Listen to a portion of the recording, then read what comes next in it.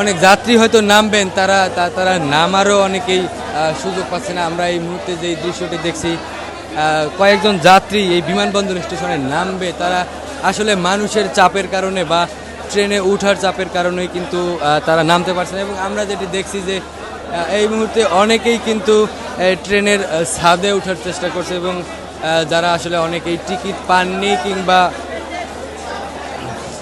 বগিতে উঠতে পারছে না, তারাই কিন্তু আসলে ট্রেনে উঠছে। এবং আমরা সেই দৃশ্যটি আপনাদেরকে সরাসরি দেখাচ্ছি। এবং আপনারা যেটি যদি একটু জানিয়ে রাখি যে আজকের আবহাওয়া কিন্তু বেশ মেঘলা, এবং যে কোনো মুহূর্তেই কিন্তু বৃষ্টি আসতে পারে। এবং আমরা যেটি দেখছি যে ছাদে ওঠার সময় একজন পুলিশ সদস্য তিনি কিন্তু বাধা দিচ্ছেন, এবং তিনি কিন্তু উঠতে দিলেন না। এবং আমরা যেটি দেখছি যে যারা ছাদে ওঠার চেষ্টা করছেন তাদেরকে বাংলাদেশ পুলিশের যে সদস্যরা রয়েছেন দুর্ঘটনা এড়ানোর জন্যই কিন্তু তাদেরকে ছাদে উঠতে নিষেধ করা হচ্ছে। এবং যারা ছাদে উঠছে আমরা দেখতে পাচ্ছি যে সেই পুলিশ সদস্য কিন্তু বলছেন ছাদ থেকে নেমে আসতে। এবং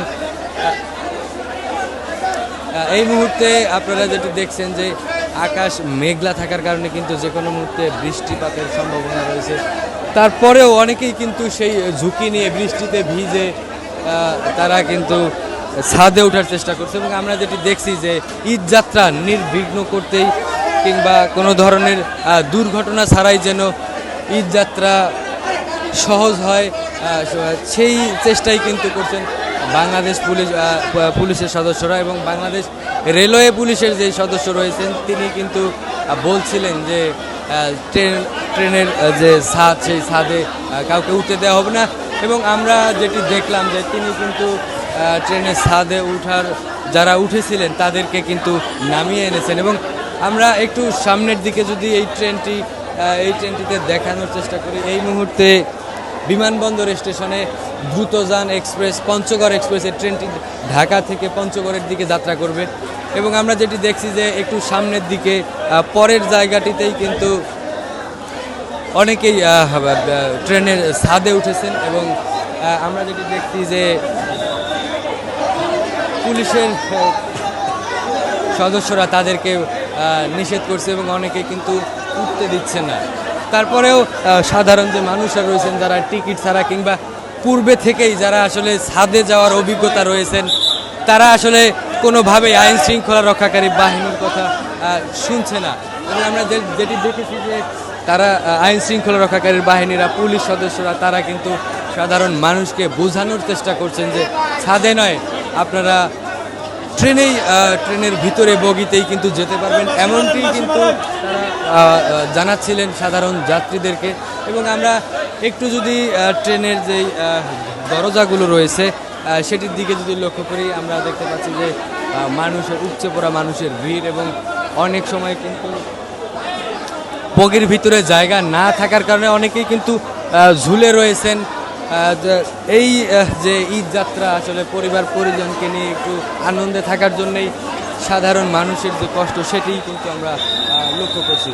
এবং আমরা যেটি দেখছি যে গতবারেই আমরা কিন্তু গত রোজার ঈদে আমরা যেটি আপনাদেরকে দেখিয়েছিলাম যে ট্রেনের ছাদে কিন্তু অসংখ্য মানুষ উঠেছিল।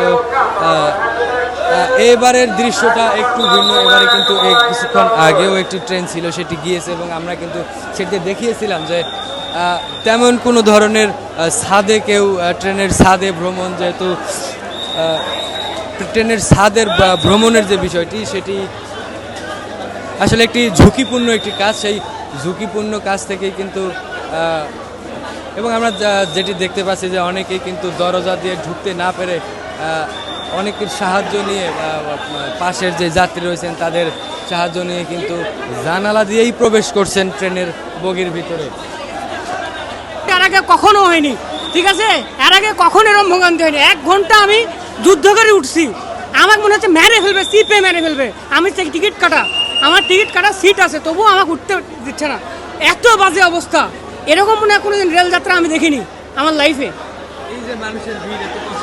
একজন তো মারা যাওয়ার অবস্থা, মানে উনি স্টক করবে এরকম অবস্থা। টিকিট ভাই টিকিট কাটছে, দেখেন টিকিট কাট উঠতে পারলো না ভাই। আমরা একটু কথা বলবো ভাই, আপনি টিকিট কাটছেন? জি ভাইয়া, আমার টিকিট কাটা আছে ভাইয়া। আমার হচ্ছে আপনার এটা জবগিতে 97 নম্বর সিটটা ছিল ভাইয়া, কিন্তু দেখতে তো পাচ্ছেন না। মানে আমার টিকিট থাকা অবস্থাতেও আমি ট্রেনের মধ্যে উঠতে পারতেছি না, এত জনভোগান্তি ভাইয়া, এটা তো কোনোভাবেই মেনে নেওয়া যায় না।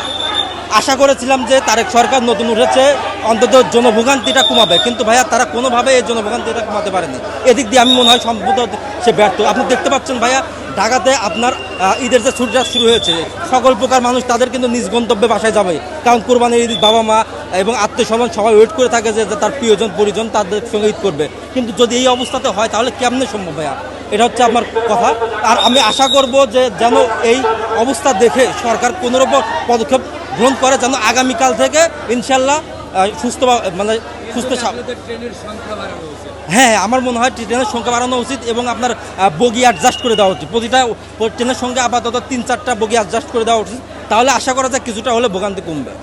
দর্শক, যেমনটি শুনছিলেন, একজন যাত্রী যিনি আসলে ঢাকা থেকে পঞ্চগড়ের উদ্দেশ্যে যাবেন, তিনি টিকিট করেছেন অনলাইনে, এবং আমরা যেটি দেখেছি যে তিনি কিন্তু এই মানুষের যে ভিড়, এই ভিড় ঠেলে আসলে তিনি বগিতে এখন পর্যন্ত উঠতে পারেনি, সেটি কিন্তু জানাচ্ছিলেন। এবং পুলিশের যে সদস্যরা রয়েছেন তারা কিন্তু ছাদে ওঠা থেকে বিরত থাকার যে পরামর্শ সেটি দিচ্ছেন। দর্শক, রাজধানীর বিমানবন্দর রেলওয়ে স্টেশন থেকে এই ছিল আমার কাছে সর্বশেষ তথ্য।